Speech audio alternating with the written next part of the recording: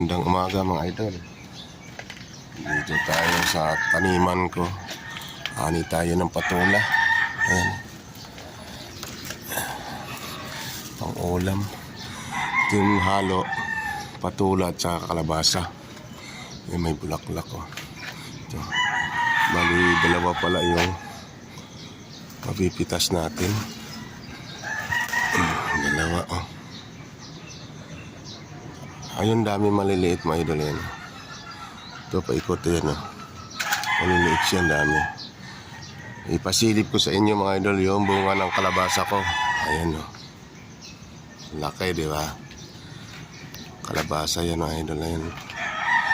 Hindi pa pwede pitasin, maliit pa. Bata pa. Yun, may mga maliliit pa roon. Nakadalawa tayong patula. Pwede na to. Ayan yung kalabasa natin. Ayan ang laki oh. Ayan pa oh. Nakabitin. Sa lupang kwan lang yan mga idol. Sa paso ko lang tinanim yan. Yung mga pananim ko rito. Taas to. Rooftop. Ayan oh. Simento yan. Puro paso lang yan mga idol. Ayan yung mga kwan natin. Patula yan oh. Ayan oh. Puro paso. Tapos gulong. Ganun lang paikot yung mga tanim natin. Ayan.